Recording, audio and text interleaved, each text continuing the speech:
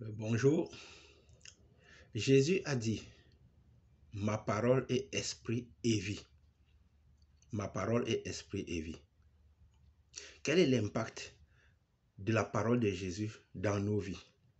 Quel est l'impact de la parole en général dans nos vies? Jésus a dit, ma parole est esprit et vie. Ça veut dire que dans la parole de Jésus, il y avait l'esprit. Mais un esprit qui donnait la vie. C'est pourquoi ils disent, ma parole est esprit et vie.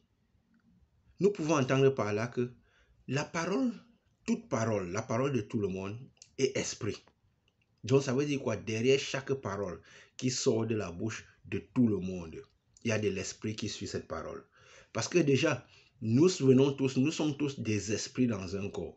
Donc dans chaque parole qui suit, il y a l'esprit qui suit la parole qu'on écoute, quoi. Et l'esprit, généralement, est attaché à la personnalité de la personne. Parce que l'esprit dans le monde spirituel, le caractère dans le monde spirituel, c'est l'esprit. Donc l'esprit est attaché aussi à la personnalité de la personne. C'est pourquoi parfois on dit, dis-moi avec qui tu marches, je te dirai qui tu es. Tout ce que tu entends influence sur la personne. Donc, pourquoi? Parce que dans chaque parole qui est prononcée, il y a de l'esprit qui accompagne cette parole. La parole de Jésus est esprit et vie dans le sens que les paroles que Jésus donnait transmettent la vie à la personne. Parce que c'est des paroles qui transmettent le bien-être, qui donnent confiance, qui donnent courage, qui apprennent comment vivre pour être heureux. Donc, qui n'apportent que de la vie. Maintenant, les autres paroles sont certainement esprit, mais est-ce qu'elles apportent la vie? Pourquoi? Parce que si quelqu'un a un mode de comportement, des caractéristiques qui ne portent pas au bien-être, qui ne portent pas à la bonne vie, et qu'il prononce de la parole, évidemment, ça n'amènera pas la vie, mais ça entraînera la mort. C'est pourquoi il faut faire attention à tout ce que nous écoutons, parce que tout ce que nous écoutons influence sur nous, influence sur notre caractère, influence sur notre manière de nous comporter par la suite. Il y a un verset de Hébreu, dans Hébreu chapitre 2, verset 1, qui dit ceci: c'est pourquoi nous devons d'autant plus nous attacher aux choses que nous avons entendues, de peur que nous ne soyons emportés loin d'elles. Parce que les choses que nous entendons, parce que nous devons choisir d'abord ce que nous entendons. Et ce que nous entendons maintenant, qu'est-ce que ça fait? Ou nous nous attachons à cela et ça détermine notre caractère et comment nous allons nous comporter par la suite. Ou nous entendons autre chose et ça enlève ce que nous avons entendu avant et ça nous donne une nouvelle manière de nous comporter. Et cela se manifeste directement sur tout ce qui déterminera notre vie après. Sur la qualité de vie qu'on mènera, sur le comportement qu'on adoptera par la suite. Attachons-nous des choses que nous avons entendues, de peur que nous soyons portés loin d'elles. Parfois, quand nous avons entendu la parole de Dieu, qui nous donne des bonnes paroles, des paroles de motivation, paroles de confiance, qui nous donne l'esprit de Dieu, parce que la parole de Dieu vient avec l'esprit de Dieu. Plus la parole de Dieu abonde en nous, plus l'esprit de Dieu se bâtit à l'intérieur de nous et se manifeste à l'intérieur de nous. Et nous commençons par manifester ce que Christ a manifesté en termes de comportement, en termes de parole, en termes de puissance, en termes d'effectivité sur les choses et les personnes.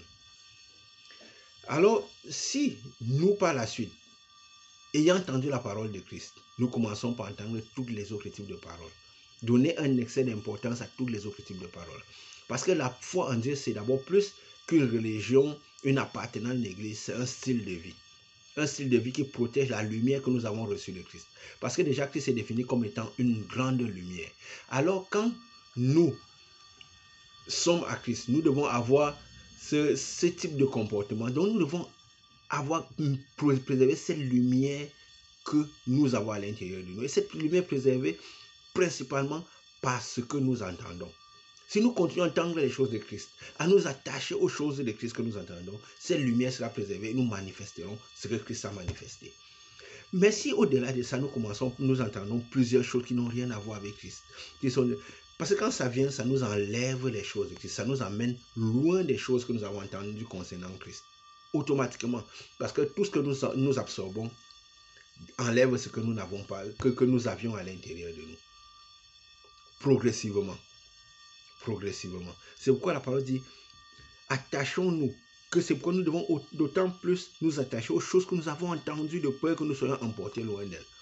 Et c'est pourquoi parfois, on peut avoir la présence de Dieu, on est chaud, on fait des choses de Dieu, on manifeste Christ. À un moment, on finit par commencer par ne plus le manifester, plus rester dans la foi, plus se refroidir, et ainsi de suite. Pourquoi?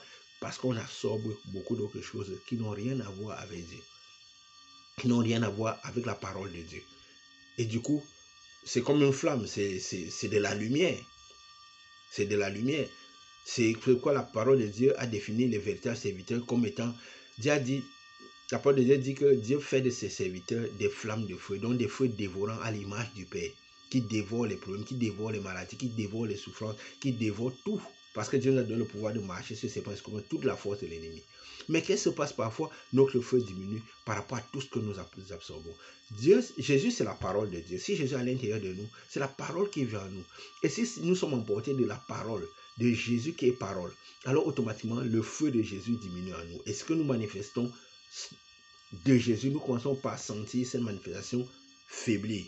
Cette manifestation faible. Donc c'est un peu comme une ampoule, la lumière qui commence par diminuer. Diminuer, ça devient peut-être une petite flamme qui n'arrive plus à rien faire, quoi. Et on manque de courage, on manque d'autorité, on manque d'assurance devant les situations de la vie. Même si les situations de la vie peuvent être difficiles, parce que Jésus a dit, en tant que chrétien, nous aurons des tribulations, mais il a vaincu toutes les tribulations. Si nous sommes de Dieu, nous vaincrons toutes les tribulations. Parce que le vainqueur est à l'intérieur. Mais si le vainqueur est emporté loin de nous, c'est normal que petit à petit, nous n'avons plus. Nous aurons les batailles, parce que c'est normal. Ça fait partie d'un enfant de Dieu, mais nous aurons les victoires. Parce que les souffrances de Christ, nous devons les avoir, mais les victoires de Christ, nous devons aussi les avoir. Donc si la parole de Christ est emportée loin de nous, c'est Christ qui est emporté loin de nous. La flamme commence par diminuer et nous manquons l'autorité sur les situations et sur les choses. Voilà, donc attachons-nous aux choses d'en haut, aux choses que nous avons écoutées de Christ, pour ne pas être emportés loin d'elle. Parce que cela influence intrinsèquement sur la vie que nous menons et sur l'assurance que nous avons et sur la manière dont nous traversons les batailles et sur les victoires que nous aurons, des batailles que nous aurons traversées. Voilà, que cette parole bénisse un cœur, parce que la connaissance apporte les grâces de Dieu. Parce que comme la parole dit, les grâces de Dieu sont données par la connaissance de Dieu Seigneur Jésus. Donc, voilà, que cette parole bénisse un cœur qui l'écoute. Au nom de Jésus. Amen.